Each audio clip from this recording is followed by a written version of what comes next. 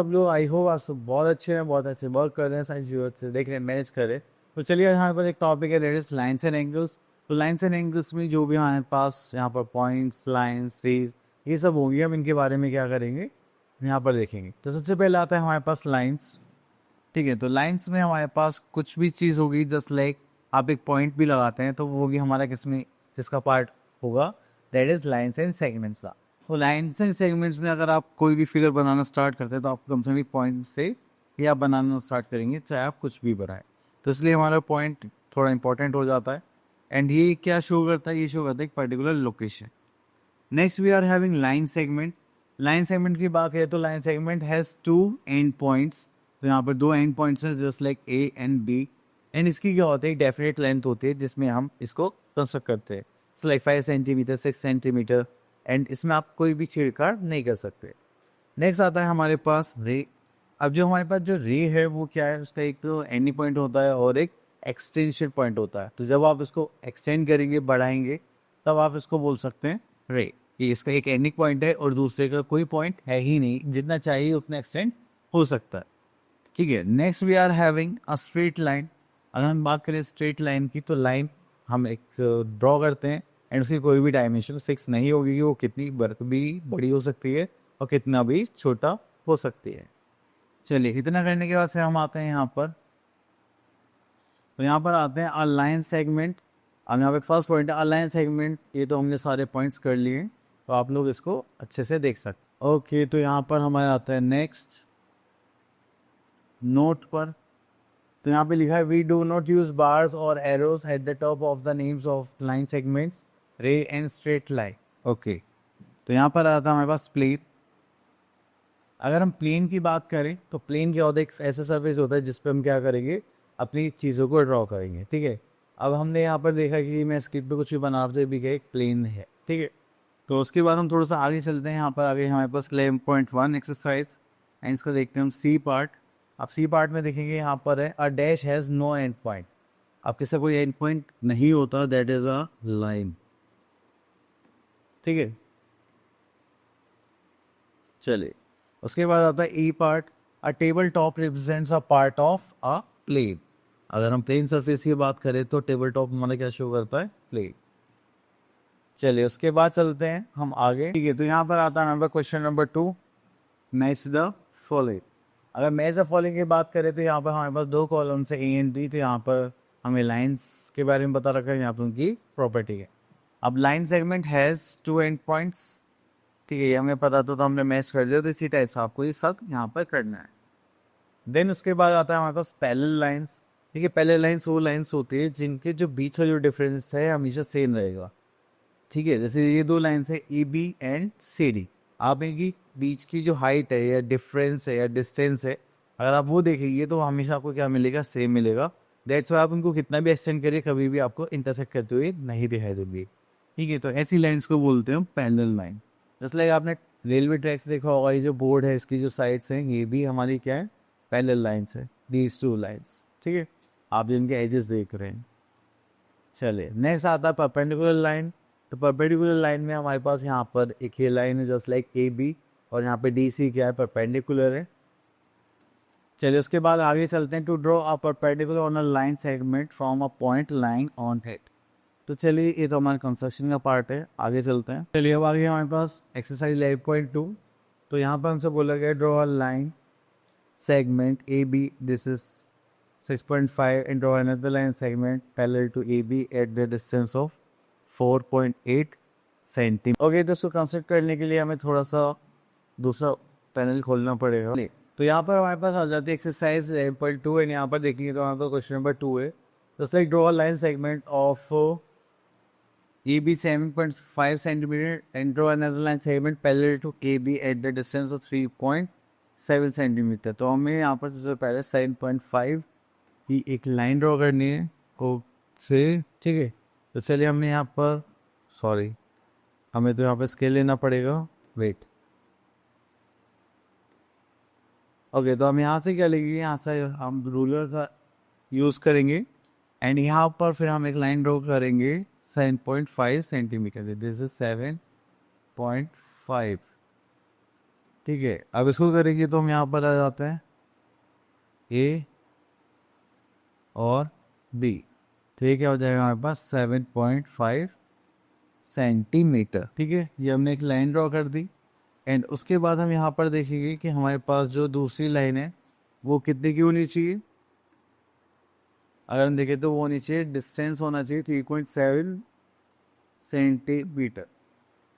चलिए, तो यहाँ से हम स्केल ले लेते हैं एंड फिर से हम इसे थोड़ा सा छोटा कर ले क्या, हाँ, इसको रोटेट कर लेते हैं। चलिए, तो यहाँ पे बोलेगा 3.7 सेंटीमीटर का डिस्टेंस होना चाहिए। हो गया 5, 6, 7।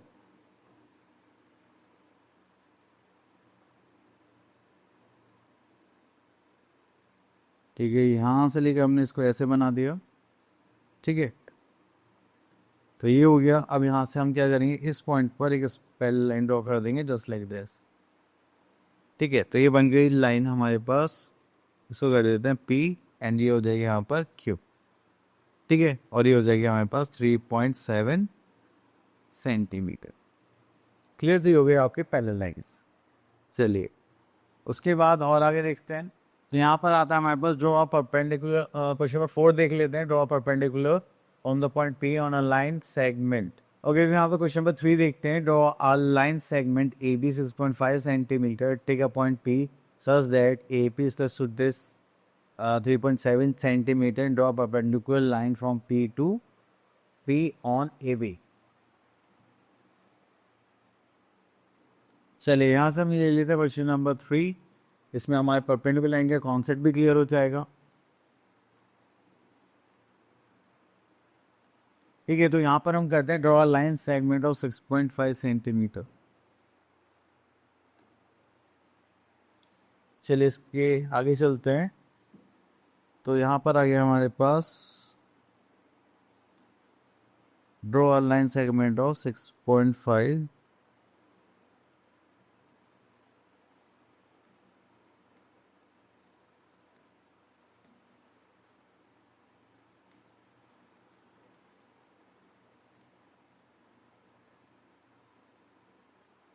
6.5 सेंटीमीटर। तो हमने यहाँ पे एक 6.5 सेंटीमीटर की एक लाइन ड्रॉ कर ली। अब उसके बाद हमें यहाँ पे क्या बनाना है, हाँ, अब take a point P such that A P is 3.7 centimetre and draw a perpendicular line from P on A B. Okay, चलिए, तो ये पॉइंट हो गया हमारा ए, ये पॉइंट हो गया हमारा बी। तो हमने एक लाइन ड्रॉ कर ली 6.5 सेंटीमीटर। उसके बाद एक पॉइंट पी लेना है हमें, जो कितना था 3.6 और 3.7। Wait, that is 3.7 centimetre. तो चलिए, यहाँ पर हम 3.7 सेंटीमीटर लेते हैं रूलर की हेल्प से। ठीक है, इसको थोड़ा सा इधर एडजस्ट कर देते हैं।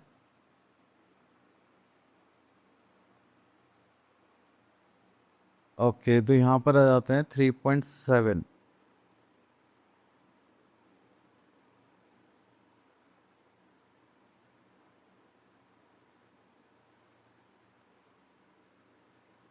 चलिए, ये हमने मार्क कर लिया।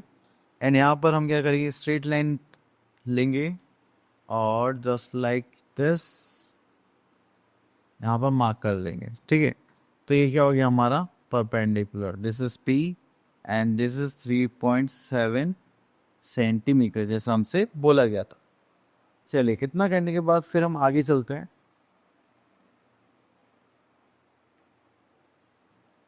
Next we are having angles.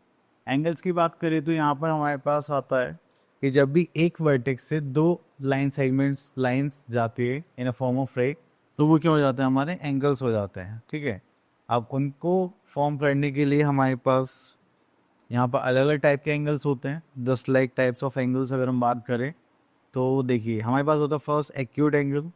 तो एक्यूट एंगल वो एंगल होते हैं जो 90 डिग्री से छोटे होंगे और 0 डिग्री से बड़े होंगे। मतलब 0 से 90 के बीच में जो भी एंगल आ रहा है that is are acute angle. तो हमारे पास एक कॉमन वर्टेक्स होती है, इन दो रेज फॉर्म होते हैं यहाँ से, तो वो क्या फॉर्म करते हैं, एंगल। चलिए उसके बाद आगे चलते हैं।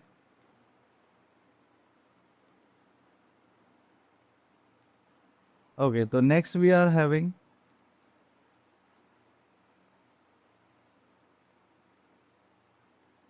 Okay next we are having right angle.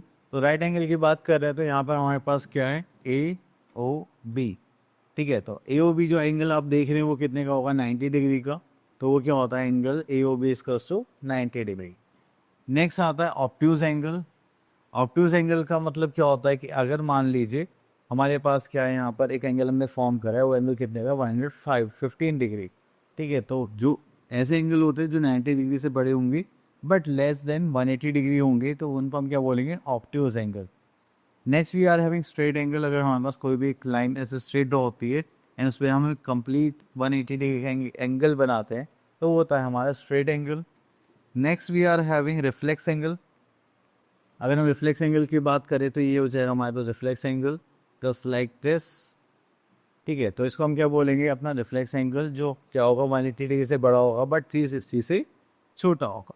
ठीक है, उसके बाद आता है हमारे पास इक्वल एंगल।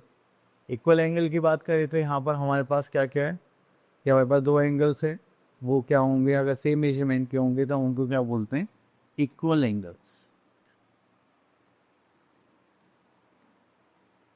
चलिए उसके बाद आता है हमारे पास एडजेसेंट एंगल। अगर हम एडजेसेंट एंगल की बात करें तो जब भी हमारे पास दो एंगल्स फॉर्म होते हैं, ठीक है, एंड उनमें क्या होते हैं, कॉमन आर्म होती है। ठीक है, जैसे आपने देखा एक एंगल ये हो गया, angle 1 and this is angle 2। तो एंगल 1 और एंगल 2 अगर हम यहाँ पर देखिए तो इनमें कॉमन आर्म क्या दिखाई दे रही है, बी ओ। ठीक है, चलिए, तो ये बी ओ हो गया। तो ऐसे एंगल्स को हम बोलते हैं एडजेसेंट एंगल्स। ठीक है, साइड बाय साइड वाले एंगल्स को भी क्या बोलते हैं, adjacent angles. Next we are having complementary angles. Complementary angles वो एंगल्स होते हैं जिन किसी भी दो एंगल का सम कितना होता है, 90 डिग्री होगा। These are complementary angles. ठीक है, देन उसके बाद आता है हम लोग यहाँ पर नेक्स्ट है सप्लीमेंट्री एंगल्स। तो सप्लीमेंट्री एंगल्स वो एंगल्स होते हैं जिनका सम कितना होता है, आपका 180 डिग्री होता है। ठीक है, तो यहाँ से देखते हैं, तो यहाँ पर आते थे supplementary angle is plus to 180 degree minus the given angle. Okay, तो नेक्स्ट वी आर हैविंग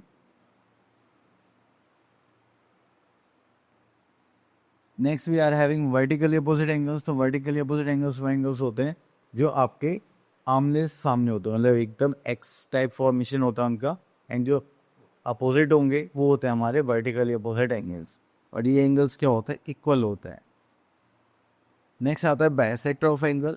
अगर आप किसी भी एंगल को टू इक्वल पार्ट से डिवाइड करें, that is a bisector of a angle. ठीक है, कि हमारे पास एक एंगल था 90 डिग्री, इसको हमने दो इक्वल पार्ट से डिवाइड करा, तो वो कितने का हो जाएगा, 45 पर।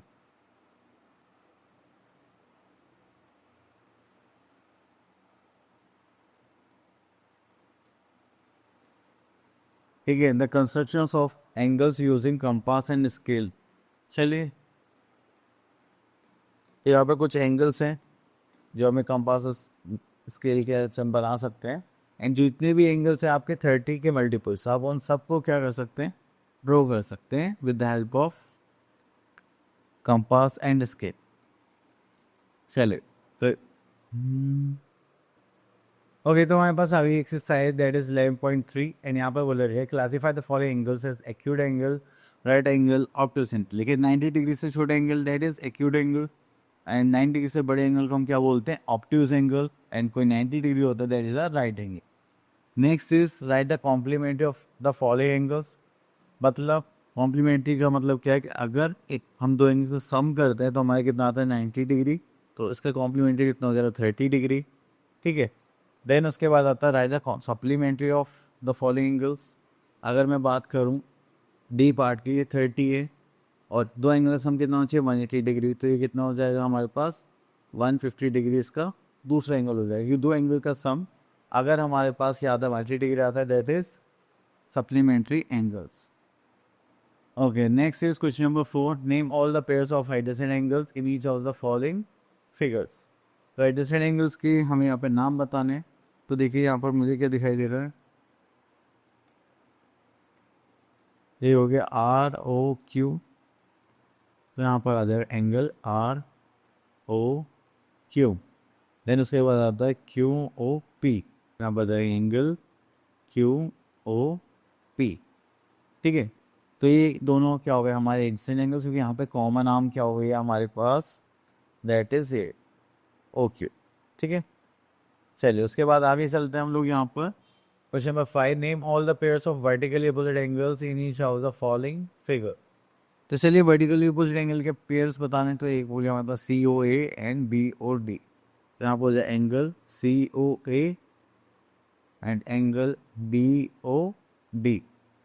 देन उसके बाद देखते हैं यहाँ पे सी ओ बी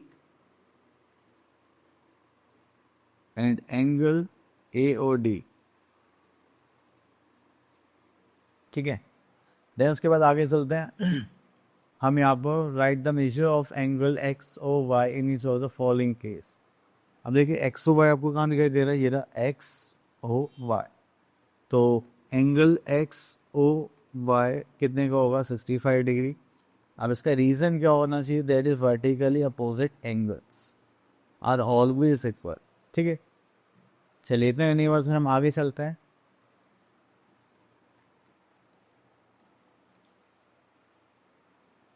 तो यहाँ पर आते हैं draw the following angles with the help of protractor and bisect each of that. चलिए तो यहाँ से हम एक क्वेश्चन ले लेते हैं, 127 डिग्री।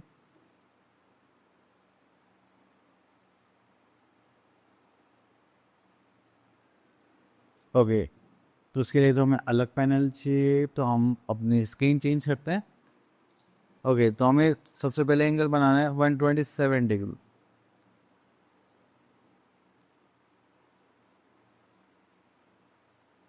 तो देखिए यहाँ पर हम क्या कर रहे हैं, 127 डिग्री, तो 120, 125, फिर 127। ठीक है, ये हो गया फिनिश। अब हमें यहाँ पे 127 डिग्री का एंगल बनाना है, तो हम यहाँ पे इसको ज्वाइन कर लेते हैं।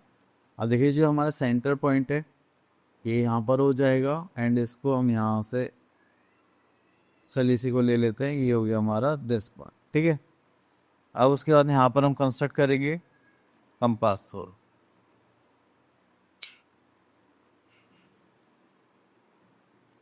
चलिए यहाँ से कंपास ले लेते हैं,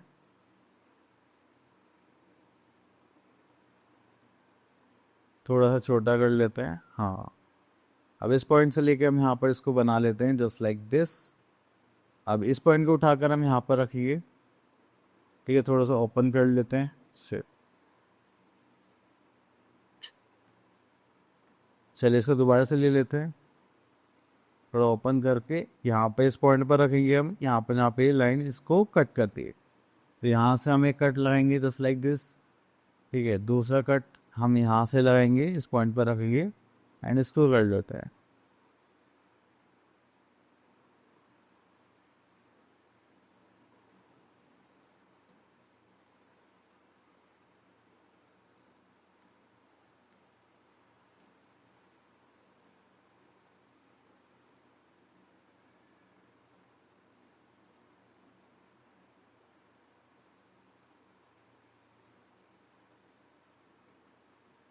ठीक है, आपने ऐसे ही दो कट लग गए हैं।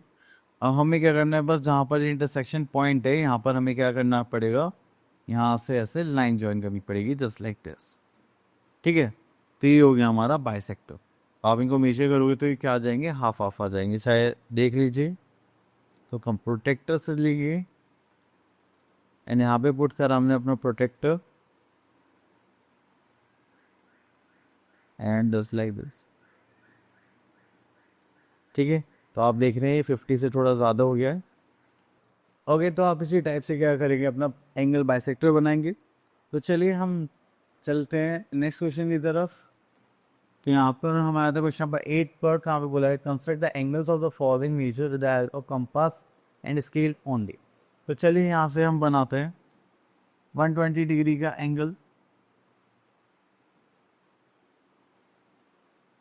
ठीक है, चलिए यहाँ पे 120 डिग्री एंगल बनाना है, तो हम यहाँ पर सबसे पहले हम स्केल से एक लाइन ड्रॉ करेंगे।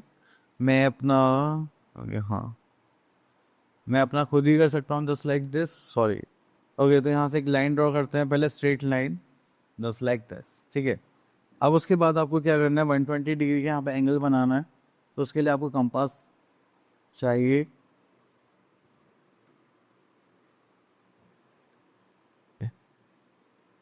ठीक कर लेते हैं, कंपास लेते हैं, ठीक है। अब इस कंपास को हम यहाँ से लेते हैं और यहाँ पर ला कर रखते हैं इस पॉइंट पर, ठीक है। तो आपको क्या करना है, बस एक अच्छा सा कट लगाना है, just like this, and that's it. तो ये सबसे फर्स्ट स्टेप था हमारा। देन उसके बाद हम क्या करेंगे, फिर इसको यहाँ से उठा के, ये जो हमने यहाँ पर इंटरसेक्शन पॉइंट है यहाँ पर रखेंगे, एंड यहाँ पर एक कट लगाएंगे। जो आपका पहला कट होगा वो आपको होगा, आपका कितने का होगा, दैट इज 60 डिग्री, ठीक है। फिर इसी पार्ट को आप यहाँ पर रखेंगे, जस्ट लाइक दिस, एंड उसके बाद हम यहाँ पर देखेंगे, ठीक है, जस्ट लाइक दिस, ठीक है। तो ये 60 कितना हो गया, 120 डिग्री। तो अगर आप इसको ज्वाइन करेंगे तो आपको यहाँ से ज्वाइन करना पड़ेगा, यस, जस्ट लाइक दिस, ठीक है। तो आपने देखा ये एंगल कितने का बन गया हमारा, 120 डिग्री। तो ये हो जाएगा 120 डिग्री। तो इसमें देखेंगे तो हमारे पास ये रहा स्केल। अब प्रोटेक्टर से एक बार मेजर कर लेते हैं। ओके, तो देखिए हमारा एंगल बन गया 120 डिग्री। ये थोड़ा सा मार्क की वैसे इधर उधर आ रहा है, वरना एग्जैक्टली आता है।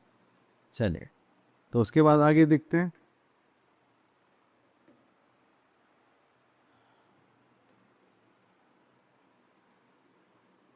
ओके, तो यहाँ पर आता है हमारे पास joint angle of 60 degree by dividing into two full parts and 30 of each. For an angle of 90 degree using a protectant, construct an angle of 30 degree by dividing the angle of 90 degree. Okay, चलिए यहाँ से question और pick कर लेते हैं, this one.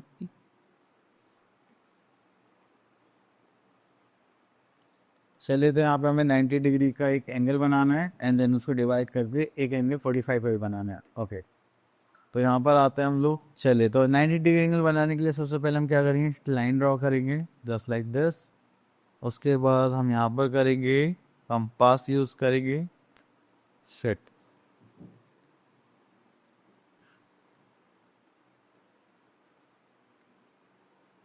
Okay, तो हमने यहाँ से लिया कंपास, उसको प्लेस करा, एक यहाँ पर अपना कट लगाएंगे, जस्ट लाइक दिस। देन उसके बाद फिर से हम कंपास लेंगे, तो कंपास लेने के बाद इस बार हम,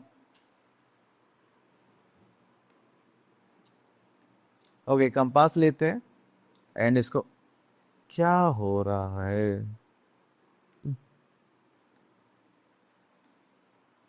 चलिए कंपास लेते हैं एंड इसको यहाँ पर पुट करेंगे,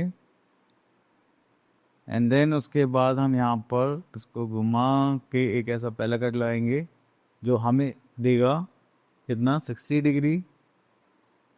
देन यहाँ पर पुट करेंगे तो यहाँ से आ जाएगा, ठीक है, 120 डिग्री। देन उसके बाद इसी को यहाँ से ऐसे रोटेट करेंगे और एक ऊपर की तरफ कट लगाएंगे, जस्ट लाइक दिस, ठीक है। फिर इसी पार्ट को यहाँ पर रखिए जहाँ पर इंटरसेक्शन पॉइंट है, फिर यहाँ से कट लगा देंगे, ठीक है। आपको दिखाई दे रहा होगा ये कट लग गया है। तो उसके बाद हम यहाँ से क्या करेंगे, एक लाइन ड्रॉ करेंगे, तो यहाँ से कट से पास आउट होते हुए यहाँ तक जाएगी, ठीक है। ये थोड़ा सा इधर हो गया है,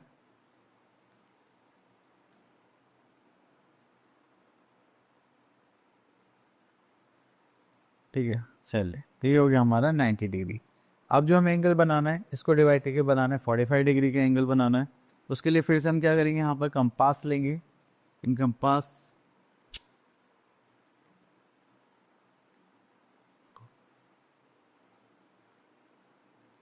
चलिए यहाँ पर हम कंपास लेंगे, तो हम एक यहाँ पर इंटरसेक्शन पॉइंट लाएंगे, जस्ट लाइक दिस, और एक पॉइंट हम यहाँ से लगाएंगे,